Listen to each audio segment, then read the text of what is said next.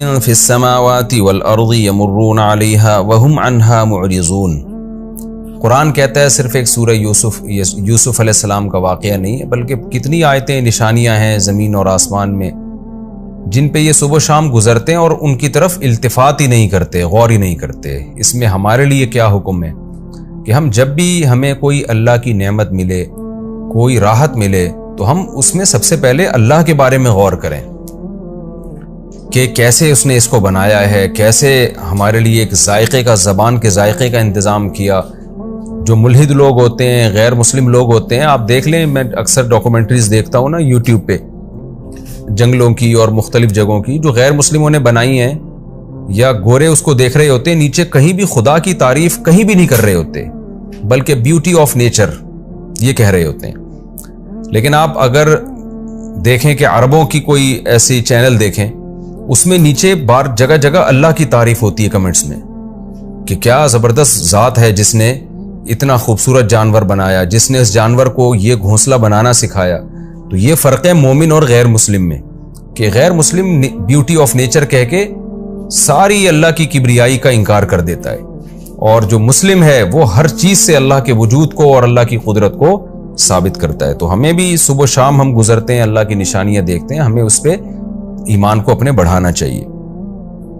اور وما یؤمن اکثرهم باللہ الا وهم مشرکون، اس میں شرک کی مذمت بیان ہو رہی ہے کہ دنیا میں زیادہ تر لوگ مشرک ہی ہیں، آج بھی شرک کرنے والے دنیا میں زیادہ ہیں۔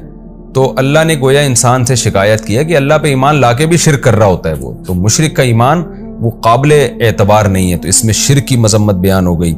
پھر اللہ کے عذاب سے ڈرنا، افامنوا ان تأتیہم غاشیۃ من عذاب اللہ، کہ ہمیں اللہ کے عذاب سے ڈرنے کا حکم ہے۔ دیکھیں اللہ تعالیٰ نے اپنے حبیب صلی اللہ علیہ وسلم سے وعدہ کیا تھا کہ آپ کی موجودگی میں ان پہ عذاب نہیں آئے گا، پھر بھی کوئی قدرتی آفت بھی آتی، بادل آتے، آپ خوفزدہ ہو جاتے اور مسجد کی طرف چلے جاتے۔ تو یہ اس کو کہتے ہیں ورع، یعنی تقوی سے اوپر کا درجہ ہے، کہ آپ کو نہیں پتا کہ یہ عذاب ہے یا ایک قدرتی بارش کا انتظام ہو رہا ہے، لیکن آپ کے دل میں اتنا خوف کہ آپ یہی سمجھیں کہ شاید یہ میری بدعمالیوں کی سزا مجھے مل رہی ہے۔ تو یہ حالانکہ آپ بدعمل نہ بھی ہوں تو بھی ڈریں آپ۔ جیسے حضرت عائشہ رضی اللہ تعالی عنہا نے نبی صلی اللہ علیہ وسلم سے عرض کیا، یا رسول اللہ، یہ جو قرآن میں آتا ہے کہ نیک لوگ اللہ سے ڈرتے ہیں، تو کیا اس سے وہ لوگ مراد ہیں جو گناہ کرتے ہیں پھر اللہ سے ڈرتے ہیں؟ آپ نے فرمایا نہیں، یہ وہ لوگ ہیں جو گناہوں سے بچتے ہیں پھر بھی اللہ سے ڈرتے ہیں۔ تو ہم تو کسی کھاتے میں نہیں، ہم تو گناہ کر کے بھی نہیں ڈر رہے ہوتے۔ تو شریعت میں مقصود یہ ہے کہ آپ برائی سے بچو پھر بھی اللہ سے ڈرو۔ تو الایمان بین الخوف والرجاء، ایمان امید اور خوف کے درمیان میں ہے، امید بھی ہونی چاہیے، ساتھ ساتھ خوف بھی چلنا چاہیے۔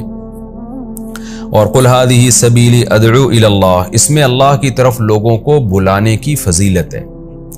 کتنا بہترین کام ہے، یعنی لوگوں کو اللہ کی طرف بلانا۔ آج آپ کسی کو کسی کمپنی کی پروڈکٹ دے دیں کہ 5 آدمیوں میں یہ فروخت کروا دو تو اتنا کمیشن ملے گا، کیسے وہ کمپنی کی پروڈکٹ کی طرف لوگوں کو بلاتا رہے گا، صبح شام یہی کام کرتا رہے گا وہ بیٹھ کے، کیوں؟ اس کو ایک پروفٹ نظر آ رہا ہے اس میں۔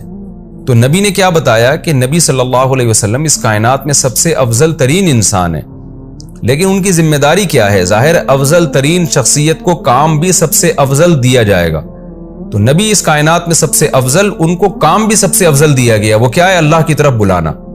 تو اس سے داعی کی، جو لوگ لوگوں کو دین کی طرف بلاتے ہیں، پردے کی طرف، نماز کی طرف، زنا سے بچانے کی طرف، نکاح کی طرف، اور شرک سے بچانے کی طرف، اور قبر پرستی سے بچانے کی طرف، ماں باپ کے حقوق کی طرف، حلال کھانے کی طرف، یہ ساری چیزیں اسلام کی دعوت کہلائیں گی۔ تو جو لوگ بھی یہ کام کرتے ہیں وہ اللہ کی نظر میں ان کا مقام بہت زیادہ ہے۔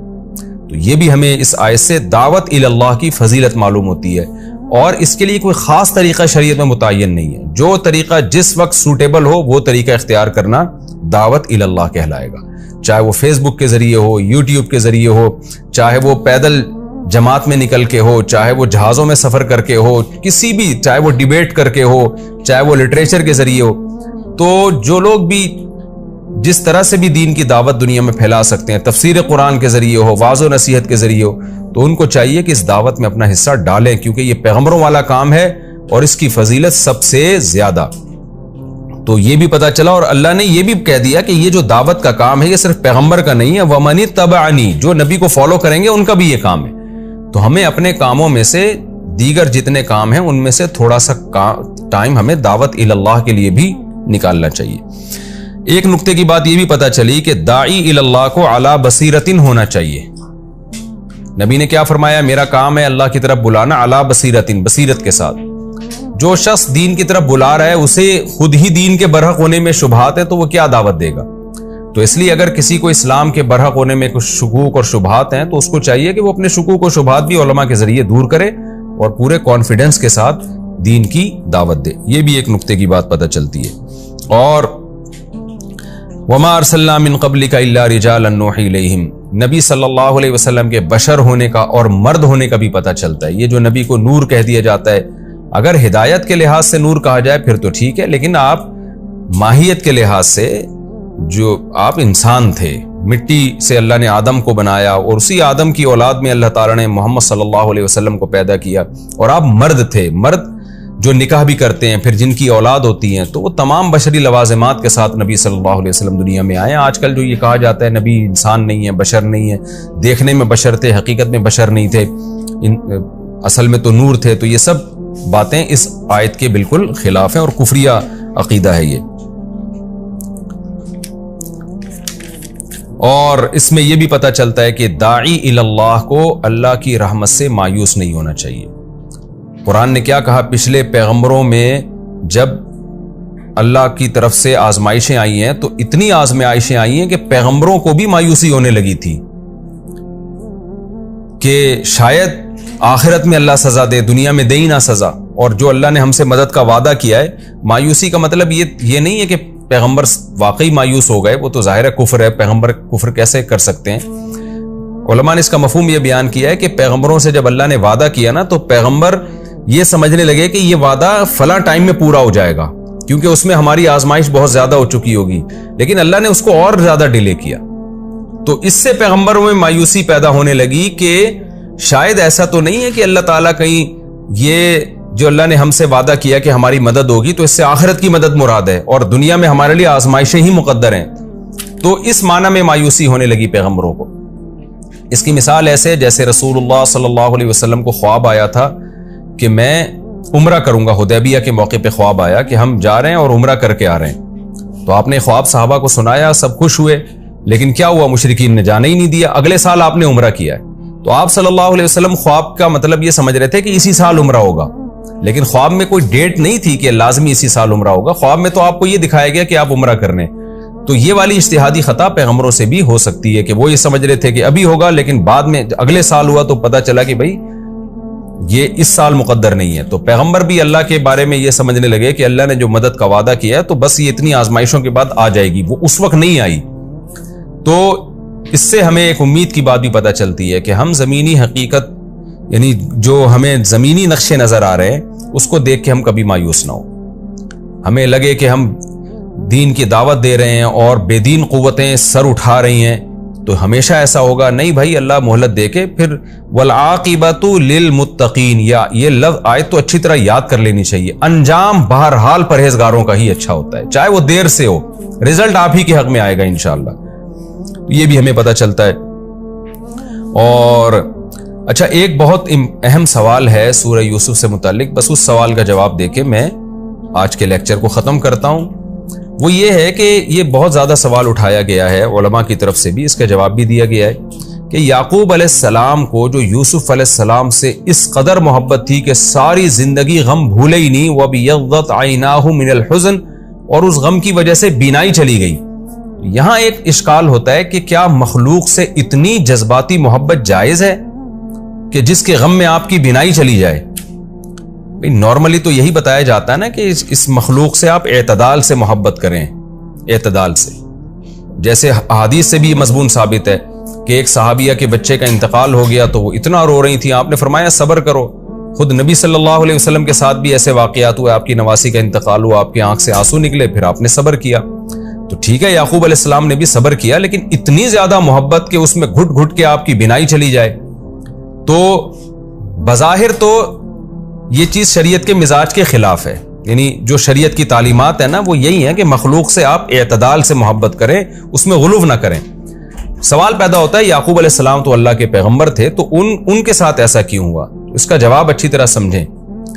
دیکھیں، ایک عام آدمی جب اولاد سے بے پناہ محبت کرتا ہے تو اکثر اس کی بنا ٹھیک نہیں ہوتی، اس کی بیس ٹھیک نہیں ہوتی۔ وہ بیس کیا ٹھیک نہیں ہوتی؟ وہ دنیا کی وجہ سے محبت کر رہا ہوتا ہے۔ تبھی تو آپ دیکھیں نا، جو بچے زیادہ کما کے کھلا رہے ہوتے ہیں ماں باپ کو ان سے محبت زیادہ ہوتی ہے، جو کم کما رہے ہوتے ہیں ان سے محبت کم ہوتی ہے۔ تو یہ بیس ہی غلط ہے۔ یعقوب علیہ السلام کو کتنی محبت تھی یوسف علیہ السلام سے، بے پناہ تھی، لیکن اس کی بیس اچھی تھی۔ وہ بیس کیا ہے کہ ان کو دین کی وجہ سے اپنے بیٹے سے محبت تھی، ورنہ کما کے کھلانے والے اور حفاظت کرنے والے تو دوسرے بیٹے زیادہ تھے۔ تو بیس جب اچھی ہو تو پھر جتنی زیادہ محبت ہو وہ شریعت میں قابل ملامت نہیں ہے، کیونکہ یہ محبت بھی اللہ کی محبت کی وجہ سے ہے۔ اس کی بیس اللہ کی محبت ہے، دین ہے اس کی بیس۔ دوسری بات یہ کہ ایک عام آدمی جب اولاد سے بہت زیادہ محبت کرتا ہے تو اس کی مذمت اس لیے کی جائے گی کہ یہ محبت دین میں رکاوٹ کا ذریعہ بنتی ہے۔ پھر یہی اولاد جب محبت میں آپ سے کہے گی گھر میں ٹی وی لا کے رکھو، ڈرامے لگاؤ، یہ لگاؤ، تو آپ اولاد کی محبت میں خدا کو ناراض کرنا شروع کر دیتے ہیں، جبکہ یعقوب علیہ السلام سے اس کا شائبہ بھی نہیں تھا۔ ان کی محبت اپنے بیٹے سے جتنی بھی تھی، اللہ سے محبت کا گراف اس سے بہرحال زیادہ تھا۔ تو اگر آپ اولاد سے بہت زیادہ محبت کرتے ہیں لیکن اللہ سے محبت اس سے بھی زیادہ ہے تو بھی یہ محبت بری نہیں ہے، کیونکہ جب اللہ اور اولاد کی محبت کا ٹکراؤ ہوگا تو آپ اللہ کی محبت کو، اللہ کے حکم کو غالب رکھو گے۔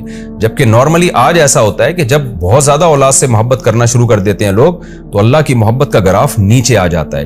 تو ایسا حوصلہ کسی میں ہو جیسا یعقوب علیہ السلام میں تھا کہ بہت زیادہ محبت تھی بیٹے سے، اولاد سے، لیکن اللہ کی محبت اس سے بھی زیادہ تھی نا، تبھی تو اتنا عرصہ صبر کیا انہوں نے۔